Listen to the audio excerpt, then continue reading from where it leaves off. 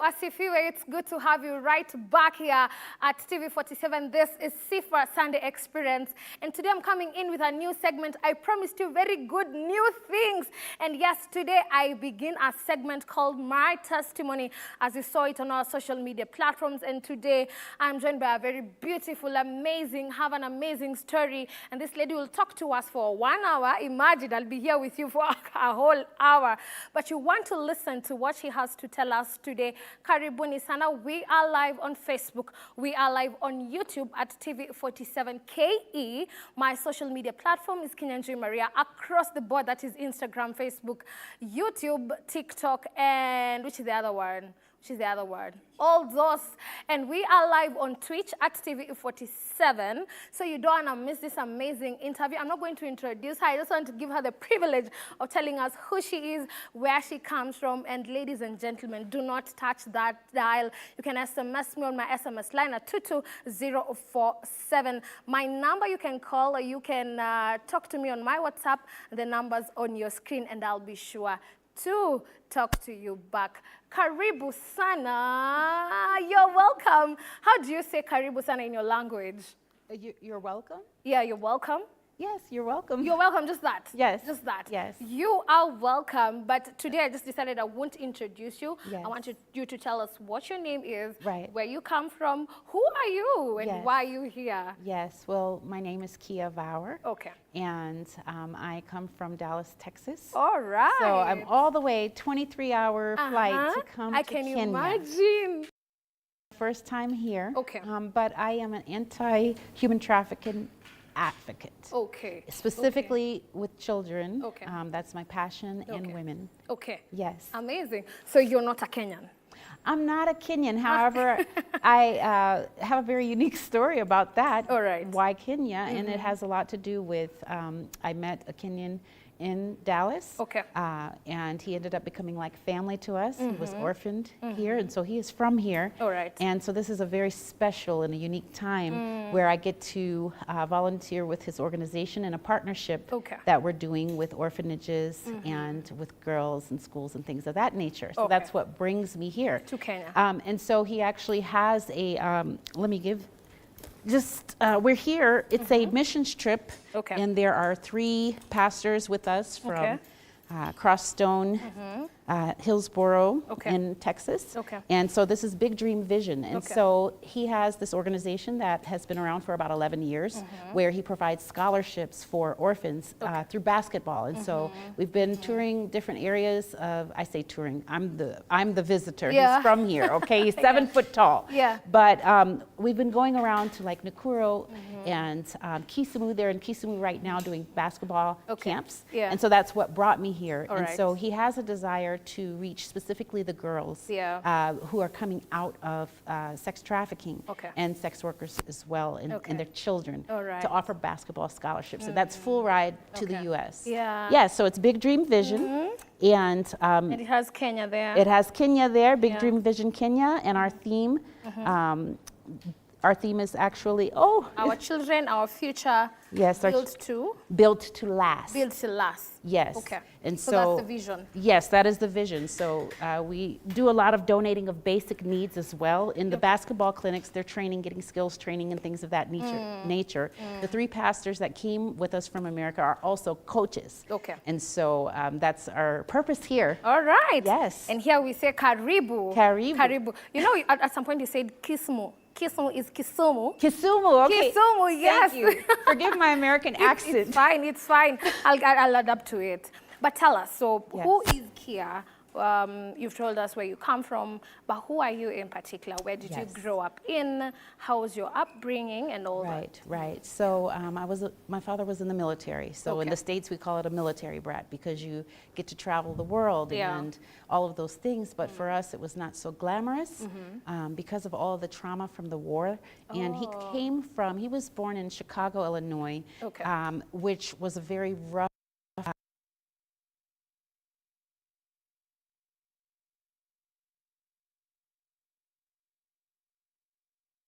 going to would actually be his escape, yeah, right? yeah. So that he could have a better life. And that had a major impact on him in a negative way. Okay. And so we're talking about the 70s where, you know, it's free love, it's Woodstock and all of these things. And he really just got caught up in the drug culture as an escape from the trauma that he was experiencing with the war. And so he served 2 tours in Vietnam. And I have an older brother who's 5 years my senior. Okay. And my mother, she came from Columbus, Ohio. Okay. And she was from the opposite side of the tracks. And, you know, a very well-to-do family, et cetera, meets bad boy, and she got in a world of trouble. Yeah, yeah. Is that not familiar for us ladies? Yeah, yeah. Sometimes. Yeah. But anyhow, so what happened was he began to beat my mom. Your brother. Your father yeah. began to beat my mom. Yeah. And so I grew up in a home filled with domestic violence. Yeah. And so, you know, you tend to perpetuate what your home environment is. You know, one way or the other, you are impacted. Yeah. And so that was my introduction into the world. A father who was an alcoholic and a drug addict. Yeah. And so my upbringing was very tumultuous, and we moved around a lot, so I was always the new girl, always picked on. And eventually, it wasn't just like simple domestic violence. It was extremely violent, where he's breaking ribs and wrists and things of that nature. So we just grew up with my mother always in some form of healing from his abuse. And then later on, he began to abuse my older brother as well. And by the time I would say I was about 13 years of age, then it turned to me. And so I just remember all of these childhood memories of just hating my dad for what he did to my mother primarily, what he did to my brother, and then eventually to me. And so he actually, when I was 16 years of age, he actually threatened my life. And I found him in a closet, just curled up, having withdrawal from the drugs. And a very rough interaction ensued, and he threatened to kill me. Yes, it was that serious. Bad, yeah. It was that serious. And I believe that he would have, but my mother jumped in the way when he was trying to beat me. In the act? In the act. Okay. And so she ended up sustaining the beating that was meant for me. Yeah. And so, you know, that's what caused me to think, someone in this house is going to die. Yeah. And at 16 years of age, all I knew was that I could not remain in this environment. And so you have to understand that literally from probably about the age of 12, 13, as I was developing, and you know, you're in America and you get into trouble anyway for getting curious about things. But you know, it was a very difficult dynamic, and then the abuse started to happen with me. And so we had, you know, just so many different things. But when that happened, it was a wake-up call that I wanted to live. And I was so burdened seeing what was happening to my mom, but I felt like if she wouldn't leave, maybe if I left, she would leave. Because me being her baby girl, I felt like I could make an impact. And eventually it did. But before it got to that point, I was in Dallas, Texas, and I was a homeschool student, and that's where you take your education at home. And so I was very resentful for that. I wanted to be a normal girl, you know, teenager, involved in all the fun things in school, but I didn't have that story. And so basically, I had met a man on a plane. I was going to visit friends back in Tulsa, Oklahoma, which is neighboring Texas. Oklahoma is neighboring Texas. And we exchanged numbers. This was in the early 90s, so there was no cell phone. How old are you this time? I was 16. 16, okay. And so I ended up keeping in contact with him. What prompted you to take his number? Well, first of all, at 16, you know, if you were like me, you were just a little... A teenager? Teenager, you know, you're curious. You're curious, yeah. But we just got into a casual conversation. He was 27 years of age. Was he next to you? He was sitting next to me on the plane. Yeah. So we got into a casual conversation, and I did not have wisdom, so I began to tell him my problems with my father. problem number one. All right. So he said, don't worry. Uh-huh. I live in Atlanta, Georgia. Yeah. Okay? Yeah. Anything you need, if you need a place to stay, my home is open to you. And so when we go to the event that happened with my father, then I immediately thought, I'm going to run away. Yeah. And I'm going to Atlanta, Georgia. And so that's exactly what I did. What happened? And I had worked 3 part-time jobs to make enough money. I was working at a newspaper called the Dallas Weekly Newspaper. It's a African-American publication. At the time, it was the largest in that area. Yeah. So I was a contributing writer. You know, I was a brilliant little girl, according to my mom. I wouldn't call myself brilliant, but you know, I was just an average 16-year-old young lady who had hopes, dreams, and aspirations like anyone. And then this interruption, right? So I move. There's in America, Greyhound bus is a service really well known, and I purchased a Greyhound bus ticket with my last $119. I will never forget the price because I'd never paid for anything that cost that amount. And I went from Dallas, Texas to Atlanta, Georgia. Okay. And I did not, because of the abuse that I had, we did not have aunts and uncles and cousins. My father was very controlling and isolated my mother, which is very common when you're in a domestic violence situation. So we never grew up with that type of connection to where auntie can call and say, how is Keeya, how is Robert, how are they doing? We didn't have that. And so all of these made the perfect storm for what was to happen by the time I get to Atlanta. Okay. Such a sad story. But then again, in this period where you've decided to run away from home, right? First of all, so you leave your mom at the verge of your dad as well. Yes. So your mom kept on hoping that this guy will change every day, or why was she still there? And when you ran away, was your vision and mission to just get her out of the abusive environment, or why did you even run away? Fine, you were rescuing yourself, but what about the rest? Did you even think about them? The only thing I thought is that if I leave, maybe she will leave. She will be convinced by you leaving. All right. That it was a toxic environment but you have to understand, back then in the early 90s, there were not the programs available for women who were coming out of domestic violence. It was not very popular. And so she felt like she had no options. She was estranged from her family. Her mother had already passed. Her dad was dead. She is an only child. She felt like she had no one. And so when I left, she did. It was a wake-up call for her. She left, but I didn't tell her where I was going outside of I was going to another city. Okay. And eventually I told her it was Atlanta. And then some time later, she left him. So when I left, the police came and took him.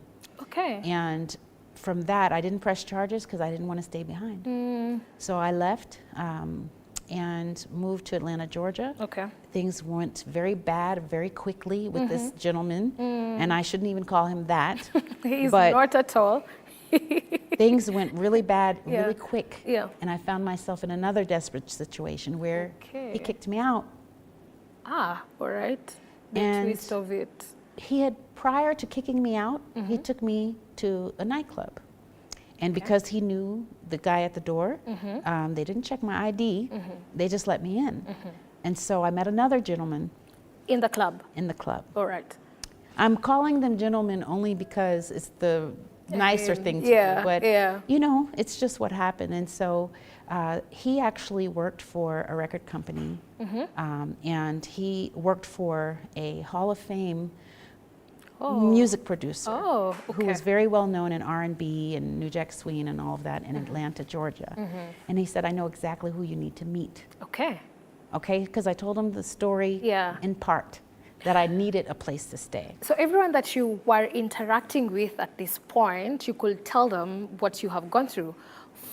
Is it because you were in a hopeless situation, or because you thought they will give you a solution? I thought they would help me. Okay.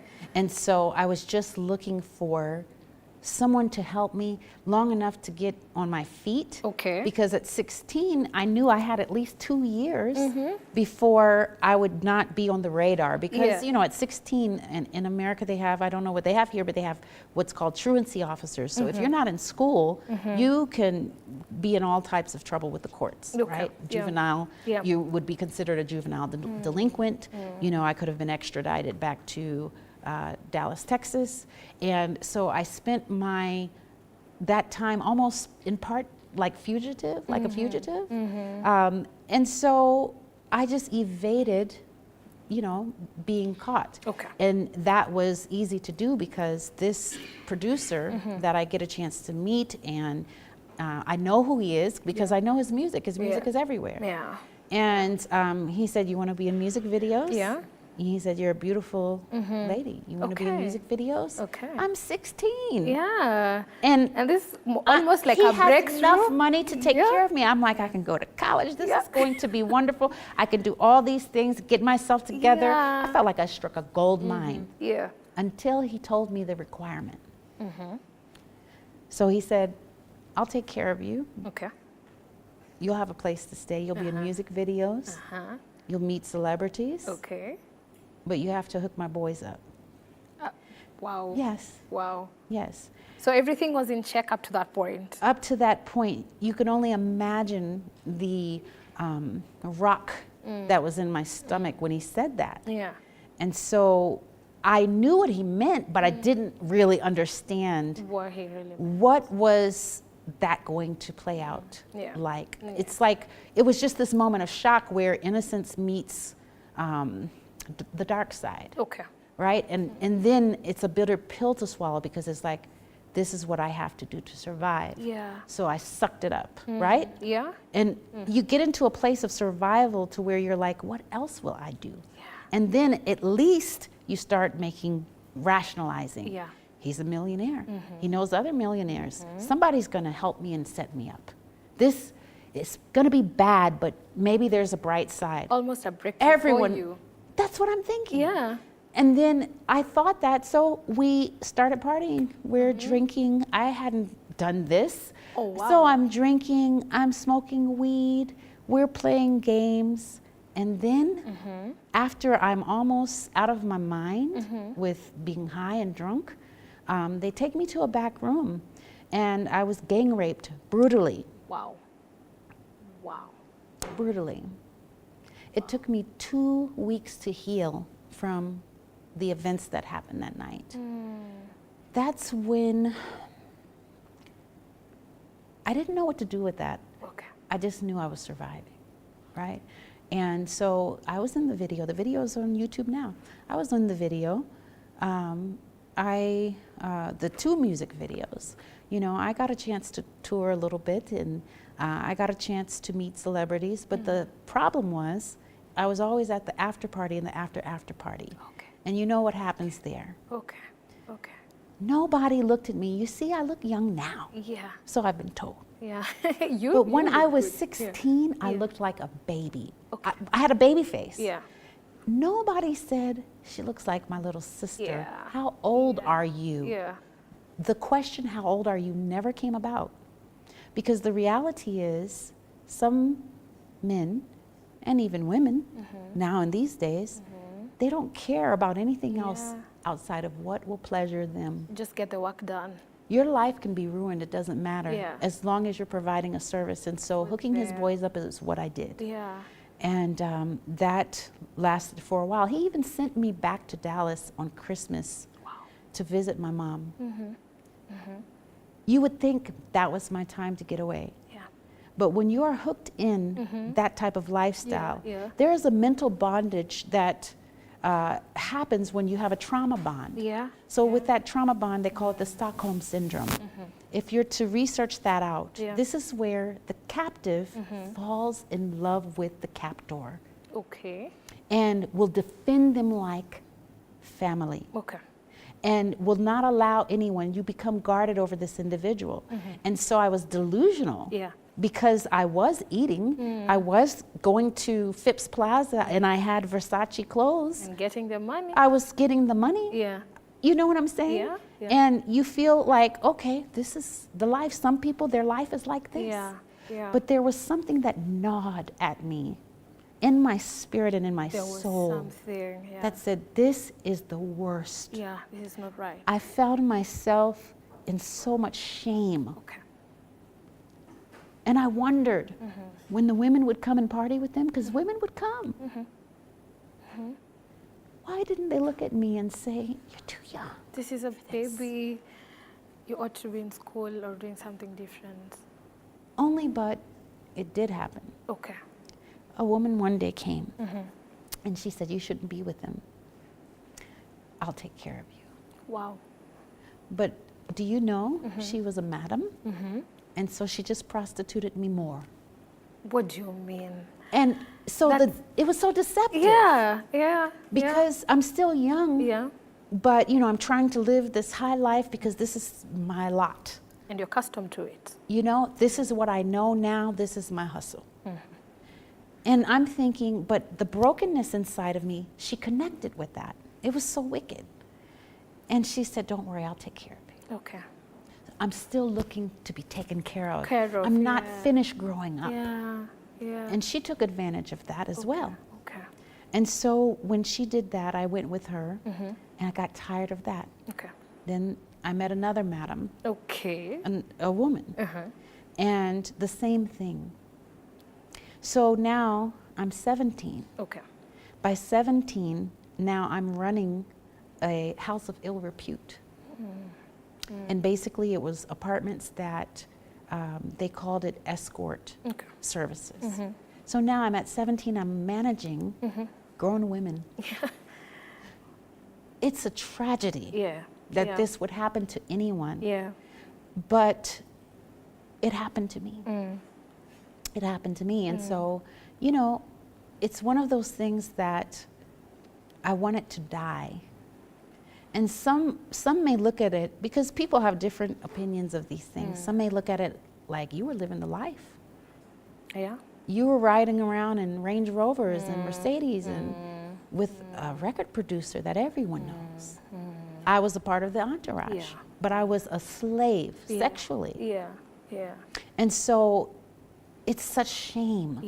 And so when you're high, you're drunk, you're in the mix, it's wonderful. You're meeting Usher, you're meeting all these different people, TLC, you're meeting them, you're showing up to auditions as they audition people, and you feel like you're something until you lay your head on the pillow at night and you say, I can't believe this.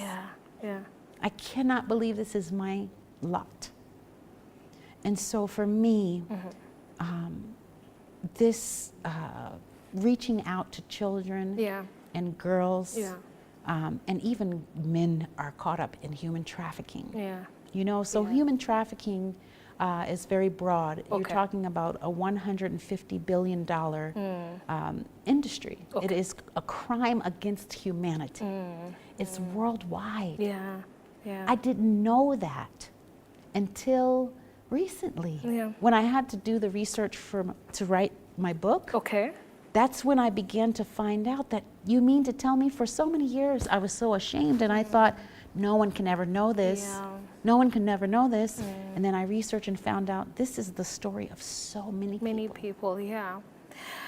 But looking, or rather, if I relate to what you have said, you thought you were getting out of your father's home, the toxic environment that you whine, hoping that you'll get what they say, greener pastures out there, or you get a calm environment out there. But immediately you get out, you get into the out of the frying pan into the fire. So this was more of fire. At this point, are your parents contacting you? Are you in communication with them? Apart from visiting your mom, do they look for you? Does your dad look for you? My father goes to jail, and we cut off communication. There's no communication. My mother, I communicated with her every now and then. And I lied to her about my lifestyle. I told her I worked for him. And he was in the music industry. But I didn't say, you know, I think I told her like I was in A&R, which is artist relations. And that was not the case, but I could not tell. We grew up going to church.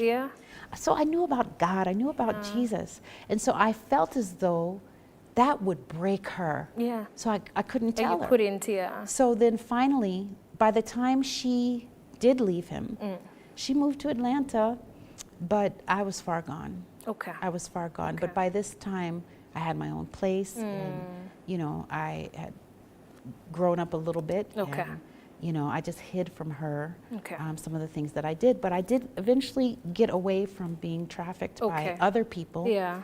And then I became a stripper. Okay. And so I was all over now with that because I'm good at this now. Yeah, This is my life now. Yeah. And so this is how I can make my money now. Okay. And so that's what I did. All right. Yeah. So looking at your life, what was your turnaround? What was this point that you felt enough is enough? I've had it, I've done it.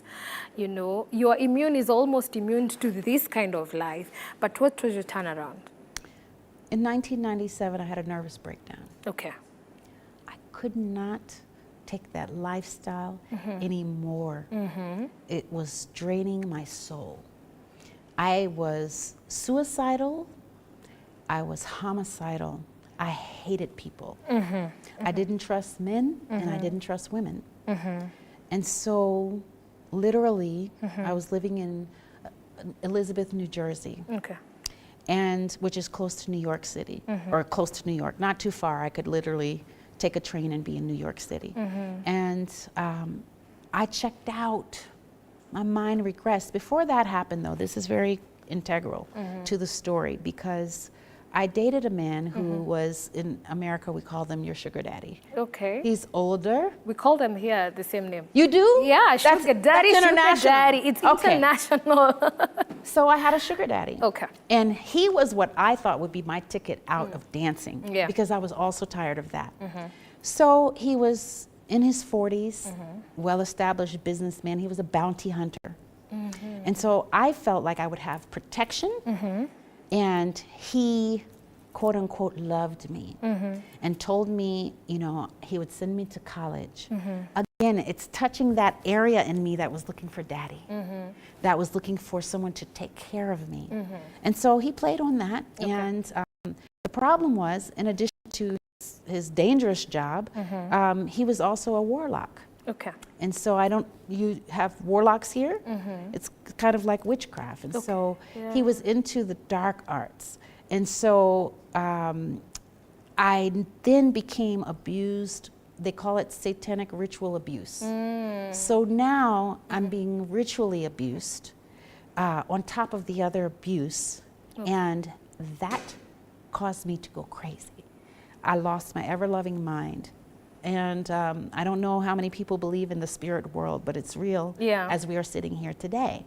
And I lost my ever-loving mind, and I was demon-possessed. Wow. And so in America, they call that crazy. And I was put on the 13th floor of the Elizabeth Emergency Care Unit, and that's where I received diagnosis after diagnosis, medication after medication. My mind regressed to that of maybe a 6 or 7-year-old girl. Wow. And I was not, my personality was not recognizable.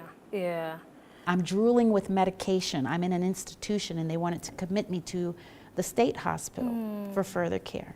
Wow, that's too much. You've gone through a lot. But right about now, I can see a couple of you just tuning in. 22047 is my SMS line. I mean, Keeya, your story is something else. Indeed, God's grace is upon you. One of you is telling me, show you could be a. BA is, it's good. They are listening, they're watching, you know, and they're getting inspired. I'll teach you Swahili. Before you leave here, you'll have known a few words here and there. And this other one is saying, SIFA Sunday, ni Wambugu from Naivasha, Leo 47, meweza tu sana. Tumeweza tu sana is also meaning it's good. Yes, thank you very much for watching. 22047 is my SMS line. My WhatsApp number is on my screen. You can follow across all our social media platforms, on Facebook, on Instagram, on Twitter, on YouTube at TV47KE. YouTube is TV47 Kenya. We are live on YouTube, we are live on Facebook, and we are live on Twitch. Keeya is my guest today, and she's telling us about her testimony, how she overcame the humanitarian victim from being victimized, Yes. right? And of course, she's telling us her story of how she grew up in a toxic environment, how she has come out of it, and what she's doing right about this time. How many of you have experienced that? Or how many of you out there have encountered people who've been trafficked before? Or you have someone in your neighborhood or in your locality that you get to know they went through this. You can talk to me on my SMS at 22047, on my WhatsApp line on your screen. And we are on GoTV channel 20. We are on DSTV, Bamba, Signet, Pang, right? That's where we are. So Keeya. Yes. You've told us you've written a book. Yes. All right. Tell us about that. So my book is titled 1000 Elsewhere, Okay. A True Survivor Story. 1000 Elsewhere. Yes. Such a beautiful title. Well, it was inspired by the Word of God. Okay. You know, Psalms 84:10, which says, better is one day in your court than 1,000 elsewhere. I'd rather be a doorkeeper in the house of the Lord Yes. than dwell in the tents of the wicked. Yeah. And so these were my journeys. This is talking about my journey. This is your book? Of being 1,000 elsewhere. And Okay. I've brought a copy for you. Oh, this is mine. Yes, I'll sign it for you. Amazing. But, Thank you yes. so much. This is the book. You can, where is it? Where can you find it? You can find it at my website, Okay. which is www.Keeya, Keeya, Okay. Vawar, V as in Victor, AWAR.com. And you can also find it on Amazon.com. Okay. And so you just search the title, 1000 Elsewhere, True Survivor Story. All right. And you can get your copy shipped to you. Amazing. So this talks about you and what you've gone through. Yes. You've written all of it here. Yes. Ah, amazing. Amazing. Do you have like an ebook? I do have an ebook. So Yeah. Kindle has Kindle Direct Publishing. So that is where my ebook is currently. All right. And when I get back home, I'll complete my audio recording. And so that's coming soon. So you have a couple of different formats. You have paperback, hardcover, or hard copy, and Kindle. Okay. And Okay. so, yes. Okay. So in addition to this book, I mean, this book is a tool. That's really all that it is, because who wants to air all of their dirty laundry? But what I realized is there's an issue that is global in perspective. And so coming here to Kenya with Big Dream Vision, Ishmael Omandi, he actually formulated Big Dream Vision. And what he does is he works with orphans and children.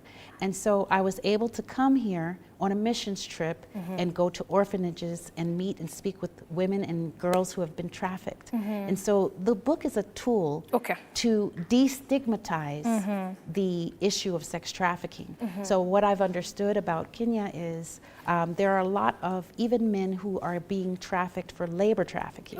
Right? Yeah. And so there are the agencies and these opportunities because traffickers look to bait and switch, to sell you. You can go to college, you can go to school, you can make money for your family. Just go to Saudi Arabia with me where the jobs are plentiful. You're tracking with me. So what is a young girl or a young guy to do when they're just trying to make enough money to take care of their families and have a future?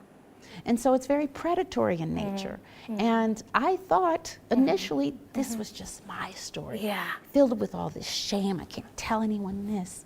And then the book allowed me to connect with other victims and survivors to find out, I want to give hope. I'm in Kenya, the motherland. I'm in Nairobi, this area, so that I can bring hope so that some young woman or some girl will look at me and say, there's hope for me. Because you're not what happened to you. That's not who you are. Amazing. So listening to what you're saying, a hopeless situation led you to be trafficked. What are the common ways that people are trafficked? What are, other than just being hopeless, other than just being vulnerable, because you're vulnerable to someone thinking that they will give you a solution, yet you went dive deep into so many things? Well, let me tell you, it doesn't become a $150 billion industry by chance. Okay, and so it's from the top down. There's corruption everywhere. As long as you have humans and you have sin, because that's all that it is. It's sin in a way to make money off of people's vulnerabilities. But human trafficking, there's human trafficking, and underneath that you would fall sex trafficking would fall within that umbrella. And so we're talking about the issue, how it happens. And as I mentioned, sometimes it looks different in different parts of the world. It looks different in different socioeconomic brackets, right? But ultimately, African women and African men, and this does happen disproportionately to women, but men are not exempt, because of the labor trafficking. But we are taken all over the world at a disproportionate rate of other ethnicities. So this is why it's important that on this continent, we attack this problem. And so one of the things that it seems so dire, it seems like, okay, where's the help? Well, there's a lot of NGOs who are here doing the work. All right. There are people like myself who are advocates, because it's no one person's job, it's the community's job. And so there are tiers. The United Nations has tiers of countries that are attacking the problem, right? And so there's tier 1, and then there's tier 2. So tier 2 is where Kenya is, which means that they are doing significant work towards eradicating this crime against humanity. But there's still work to do. There's still work to do. And so there's more that I could elaborate on that, but because that's the other thing that I do is I go and I facilitate workshops. I do trainings with other anti-human trafficking organizations to reach girls and to reach women to provide solutions. And so it's all about partnership. And so I've partnered with Big Dream Vision, who is doing the work, but there are other organizations who are doing the work. There are communities that all we need to do is be our brother's keeper. We must make our communities safer. And so one of the things, because you mentioned, wanting to know, well, how does this happen? Basic needs of the people need to be met. Once the basic needs are met, then that closes the gap to that vulnerability. So what is vulnerability? It's just being taken advantage of for some reason. And it's not just poor people, by the way. Can I please say, it's not just poor people who are being trafficked. With my story, we did grow up in humble beginnings for America, right? But I was not with poor people initially. I was with Hall of Fame music producer. These are ballers. The who's and the who's. Yes. And so, and then other girls and women who were being abused within that ring, they were also, these were not, so, and I don't say that, please understand, I do not say that to make myself any better. No. I'm just saying that it doesn't matter how much money you make or how little money you make. That is a drive. This has been happening since sin entered the world. You're talking about, women have always been subjugated to the desires of men sexually, taken advantage of. This is just what it looks like in the 21st century. And so now they call it human trafficking. It wasn't always called that, right? And so it was prostitution, and it still is. It's just that's the new modern classification. And so this is an age-old problem, and the core, at its core, it's sin. How does it happen? How does sin happen? It happens every day, all the time. And so there are efforts that are being taken. And again, I just want to bring it back to there's a solution. So if your listeners are out here and they are hurting because they are experiencing this, then there are solutions, but it takes the entire community. And so my desire is to continue to partner. Even this is a partnership.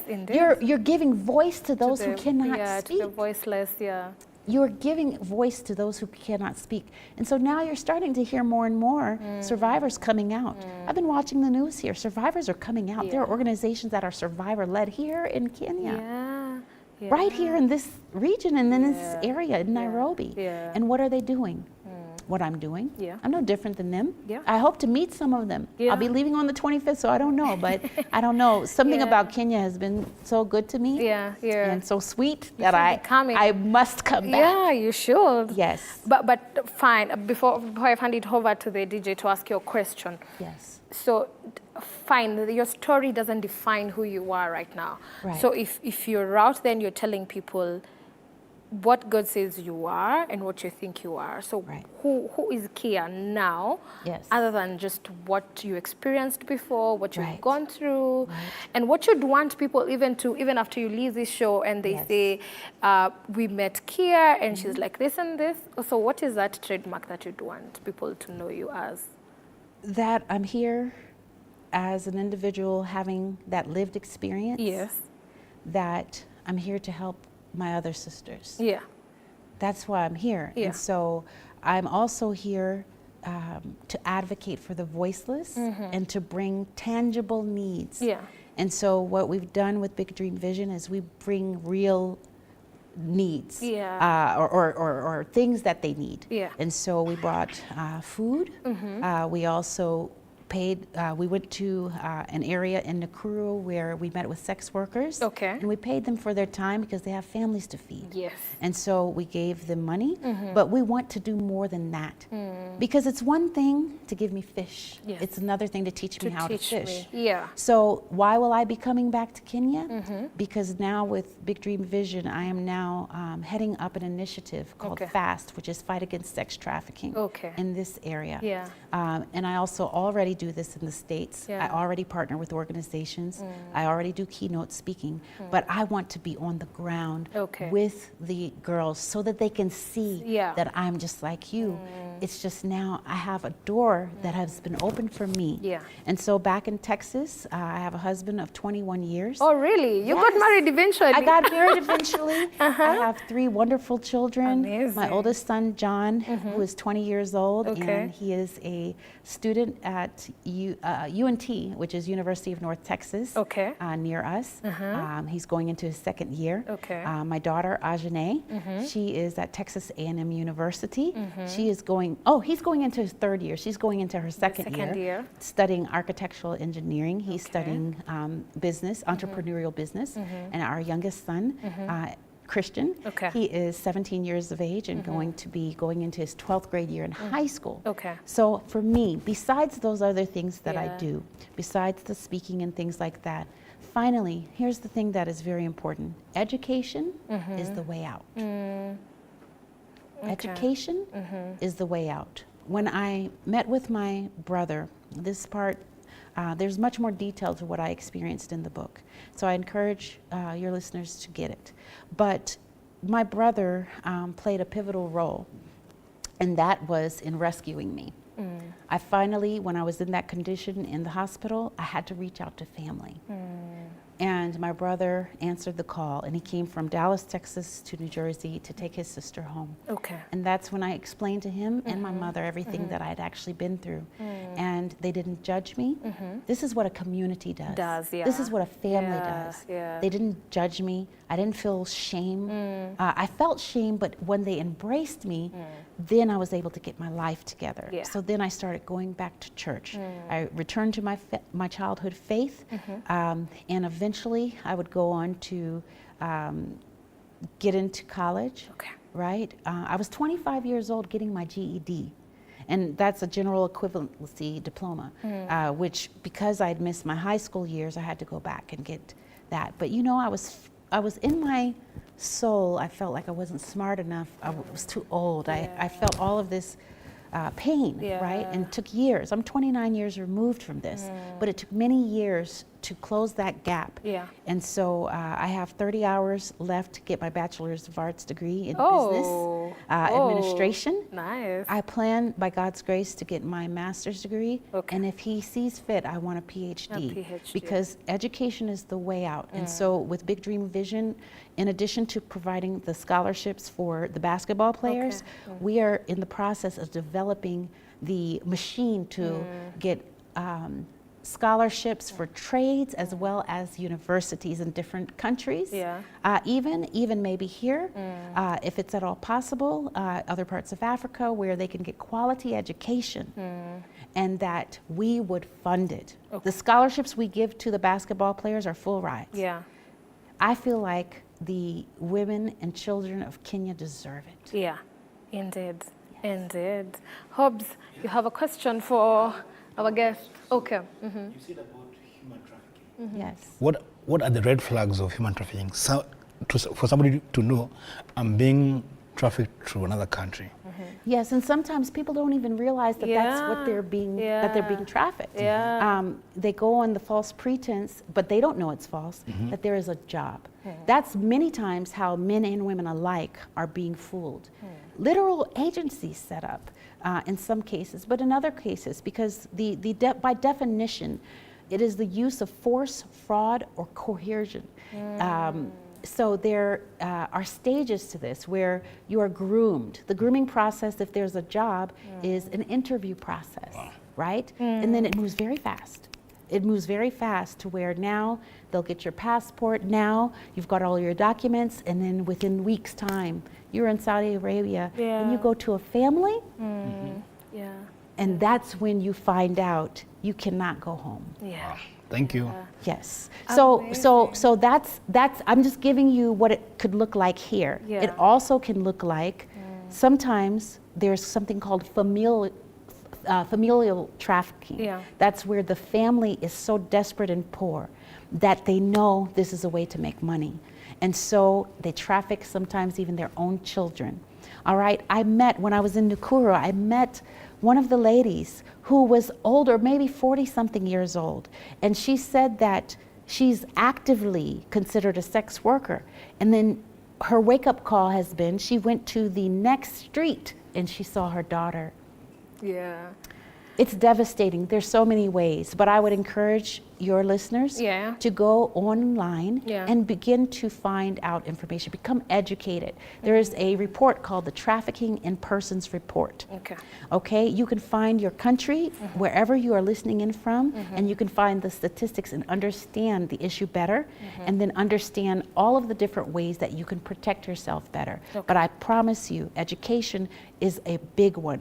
I met at a school, I met a lady who rescues women from FGM. Okay? And they also have the issue of human trafficking and sex trafficking in their village. And what they do is they take these girls and then they pay for their school fees for the year. Once they do that, then no one has access to you now. You have been rescued out of the environment. And so education is the way it has to happen. Yeah. Amazing. I mean, I have lots and lots of questions. So apart from coming for you girls and the human who have been trafficked, you need to come back to my show. And I need to ask you a couple of questions that I have. Time is not on our side. But I'd want you to look at the camera and talk to someone out there. What you'd want your last words to them for this particular session? Definitely, if you find yourself or someone else that you know in this situation, speak up. One of the things that traffickers use is intimidation. So force can look like words. It could also look like verbal abuse. It could look like physical abuse. But find someone to tell. Tell, and even if people don't believe you, tell until someone does. And get people involved, because once you expose them, a lot of times just the exposure alone can mitigate, right? And so I have a lot of information that I usually give to people, and I know time is short, but one of the ways that if you have any questions for me, I'm on social media. Yes, please. And so it's at Keeya Says, which is the @ KEEYA SAY says SAYS. Yes. And so I have a lot of information that I give. There's also just Googling sex trafficking organizations, because the organizations are equipped with the finances to be able to provide solutions as well. And so unfortunately, it's very unfortunate, but it's difficult in some cases to deal with the police because some of them are part of the problem. but just continue to open up your mouth and talk. Yeah. Okay? Yeah. Someone will listen. Okay. These organizations are equipped to handle this level of issue. Yeah. All right. Thank you so much for being here. Yes. My director is saying that you need to carry him to Texas. I will. Do you have space? Why not? You do. Amazing. So he's called Nick. He's packing his bags. So he's going to go with you. Do not leave him. Well, I hope I'll have trouble here. So I hope the only thing he will need is his flight. I'm flying out on Qatar, so all he needs is his ticket. I think he's sorted. He has his ticket ready.